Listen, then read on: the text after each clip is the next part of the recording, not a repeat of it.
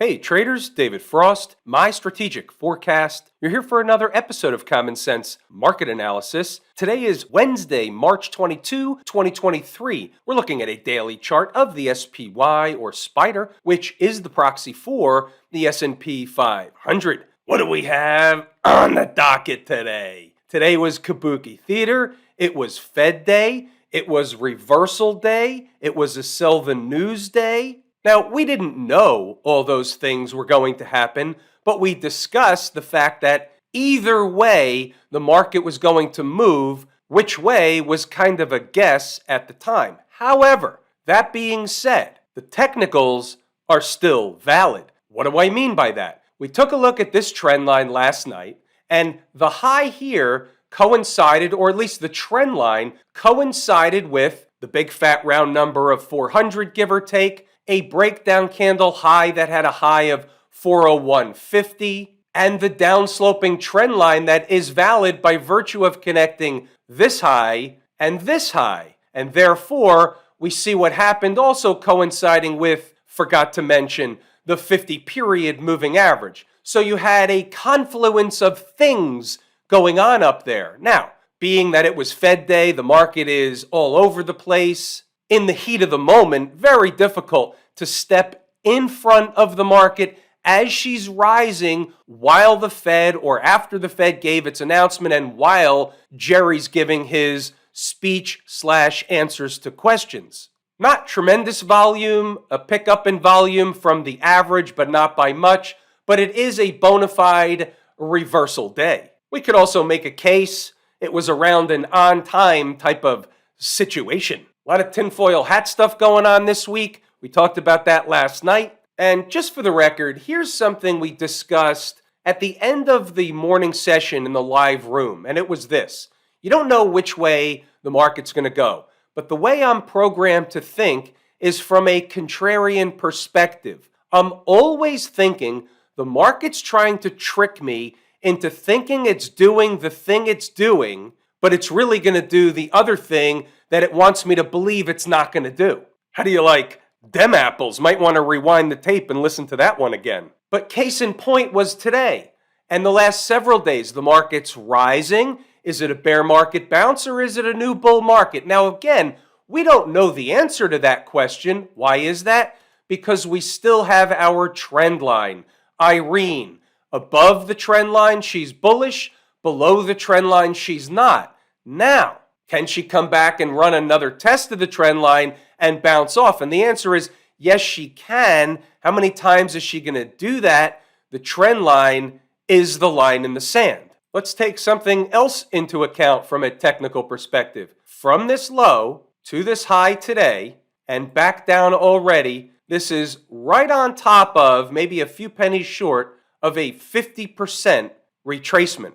It's garden variety. From here, what traders are looking for is A, do we get a snapback type situation, or do we get follow through? And remember, the trend line is the bogey. What about inside the numbers? Was any money made today inside the numbers? Even on a quiet Fed day, what happened? Were we able to take advantage of any market movements, not only inside the numbers, but in the live room? Is anybody in the live room making money? And by the way, if you are, post it under the video. Please don't be shy. So the early thoughts were it's hump day, it's Jerry's day. They're going to move them regardless of what the Fed does or doesn't do. They did move them. Picking the direction was the hard part. After the morning rush, the market goes into sleep mode, chop shop formation, all that stuff. It's the same stuff with each FOMC announcement type day.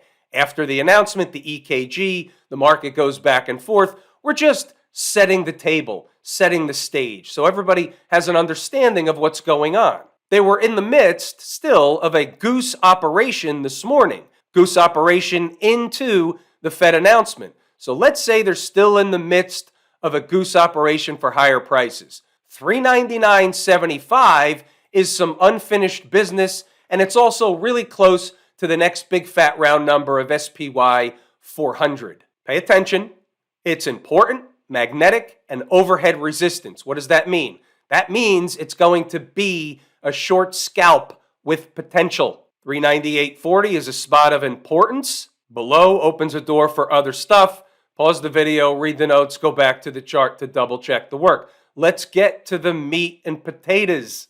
9:15, we might get some movement that produces a trade opportunity. Maybe. Prevailing wisdom is she's going to be rather quiet and in a tight range. However, if, and that's a big if, but if Mrs. Market reaches the zone around 399.75 to 400, give or take, on both ends, it's a give or take on both ends, that's what I meant, there will likely be a reaction back down for a short scalp with potential opportunity.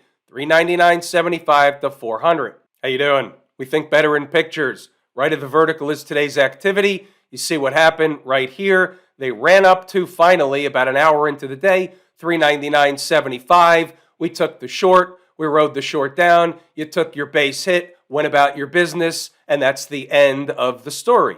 Never out of the money. It was a rather easy trade. They're not all easy, but we like the easy ones. So this information was given when? 9:15, 15 minutes before the opening bell. Pause the video, read the notes, go back to the chart to double check the work. It's all in here. They were slow, they were creeping.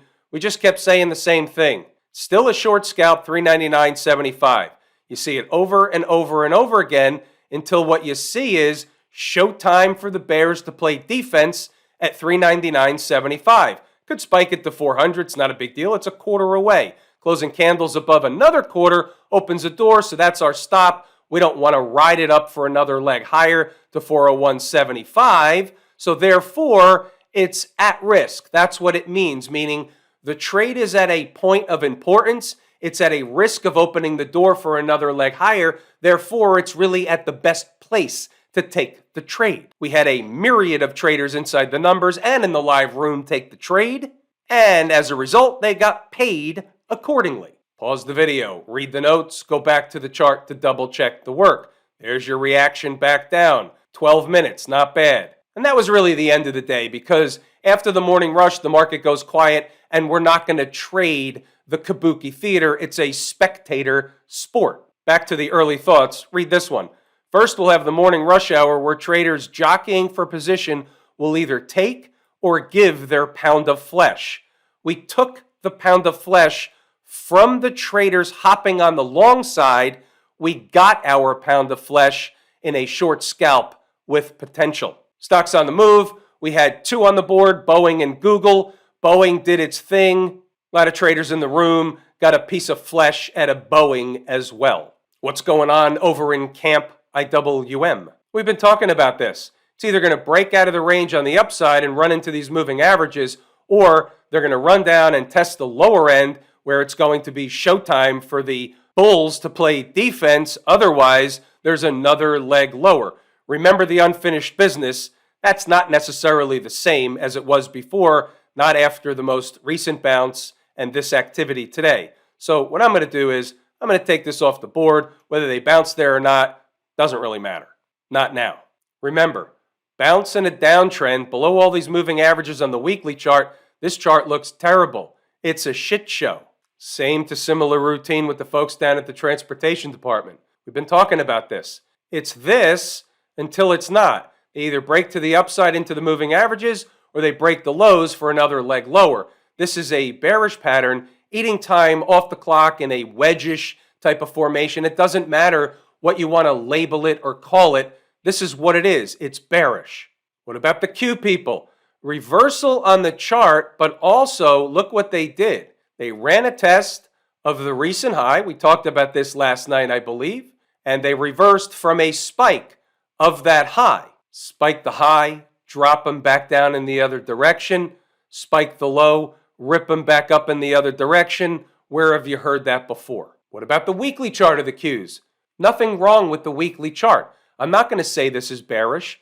This is still bullish. Doesn't mean they can't come down if the rest of the market, namely the S&P, comes down, but I'm just looking at this chart from a weekly chart perspective and saying the weekly chart still is not bearish. It's still eating time off the clock in a bullish formation. About the banks, the XLF, a lot is going to hinge on the banks. Powell had his press conference. The Fed had their meeting. They have a banking crisis situation on their hands. What they would like you to believe, and everybody to believe, is that they've resolved the problem. They shored up the banks they needed to. They've guaranteed the deposits. They've instilled confidence in the system. Nothing to see here. That's what the Fed would like you to believe. It's up to you whether you would like to believe the contagion or crisis or whatever has come up over the last few weeks is over or not. Spike the high and rip it back down in the other direction for smash mouth. But keep in mind, another one similar to the Qs on the daily chart, above all the moving averages, nothing wrong with this chart. Weekly chart, nothing wrong with this chart. Looks like the Q weekly chart. Guess what? Above this 100 period moving average, they're still poised to make another push higher. Whether they do or do not is going to be dependent in large part on the rest of the tape. But just looking at this chart, and we treat each chart independent of one another, there's nothing wrong with this weekly chart. It's still in a bullish formation. Doesn't mean it can't come back down. Today, the read is it's a bullish formation. Here's a chart of GLD, and there's a method to the madness. We don't need this, doesn't mean anything.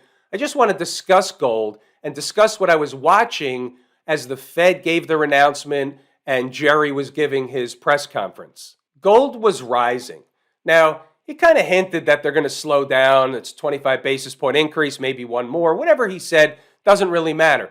Is that really enough to have gold spiking? So gold was up $30 today, was up a little more earlier, but it's up $30. A lot of that move was as a result of the Fed.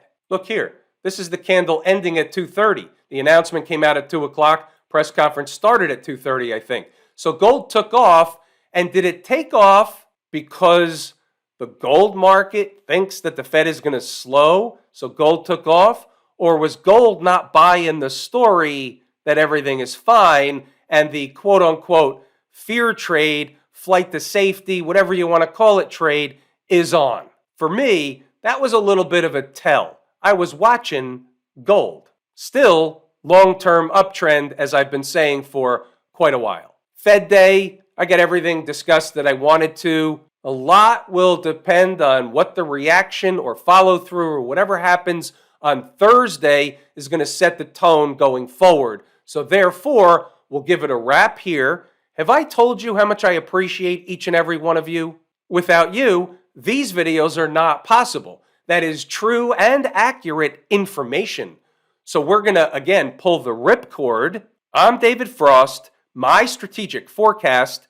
Thanks again for tuning in to another episode of Common Sense Market Analysis.